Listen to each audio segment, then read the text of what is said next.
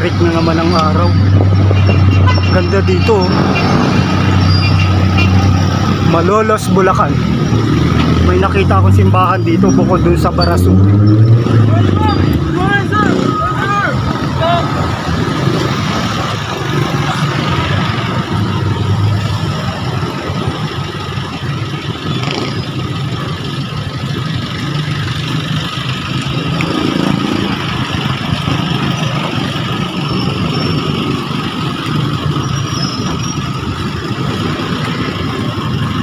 Malayo pa lang natanaw ko na yung mula kalsada sa papunta dito sa sa Malolos. Nakita ko na tong simbahan na to.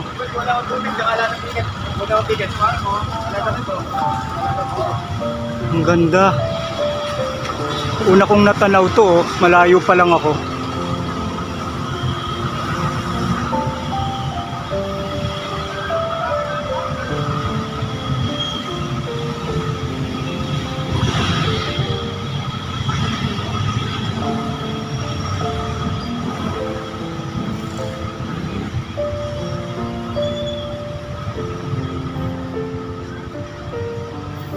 Lakas ng araw.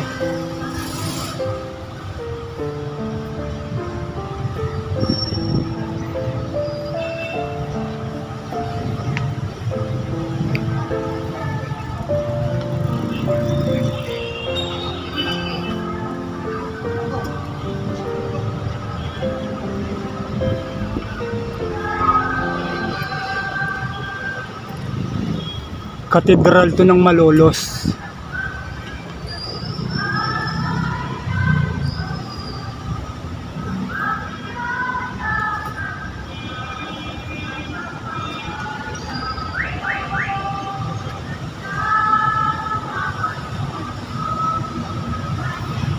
Nakalagay dito anyo 1817. Ano?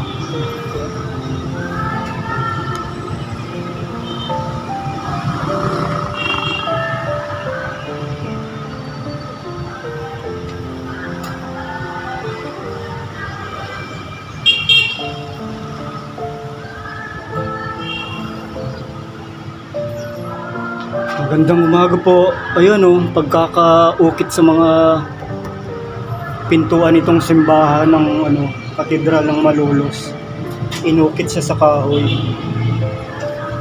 La Saper. Si Jose at si Maria. Si Jesus Christ. Ang galing ng pagkakaukit ng kahoy nila, oh. Pintuan.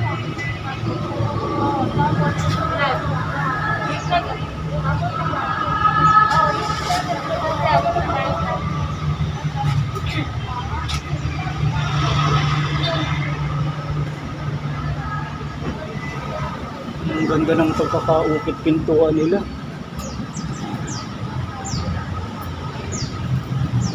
Marami silang bell.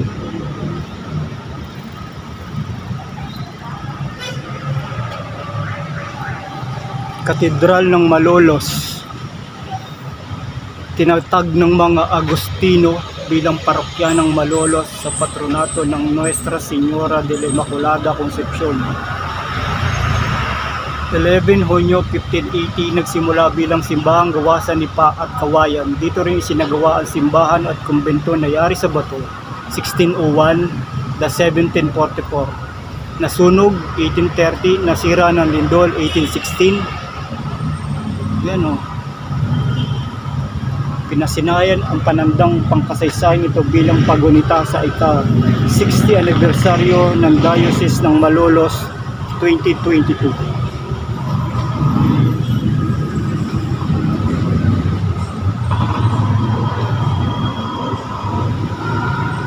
Yung pinto, papasok tayo sa loob.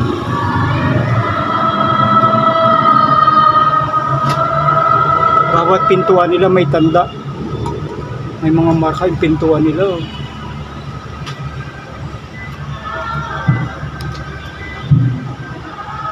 Okay, dito na ikaw. Sabayan natin yung choir sa pagkanta, no? During singing, yung mga responses natin, ilakas natin mamaya. So habang nagpa-practice yung choir, while waiting for Reverend Monsignor Pablo, sumabay din tayo sa practice.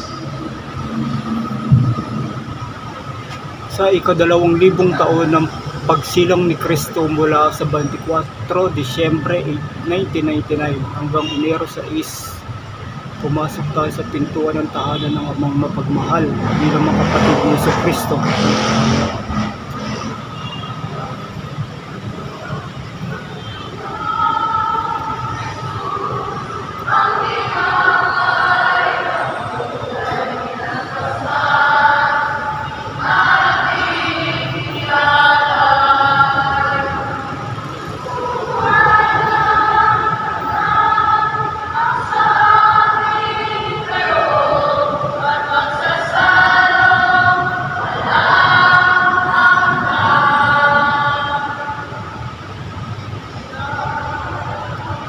Ang ganda ng simbahan nila.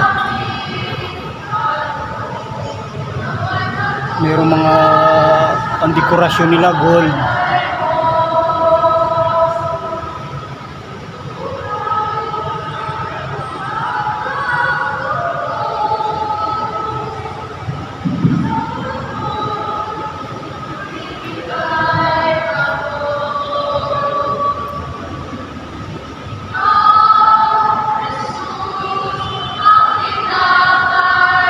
Ang chandelier nila.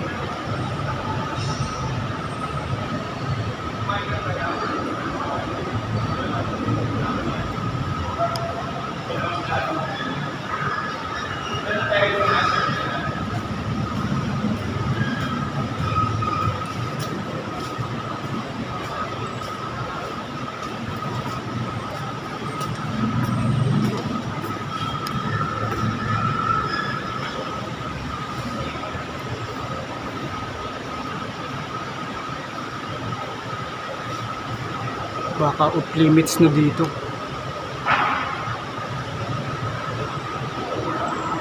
Reconciliation room.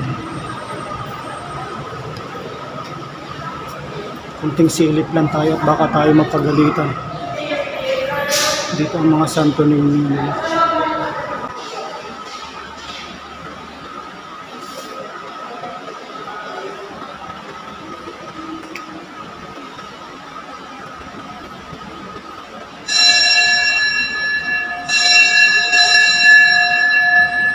Magsin tayo.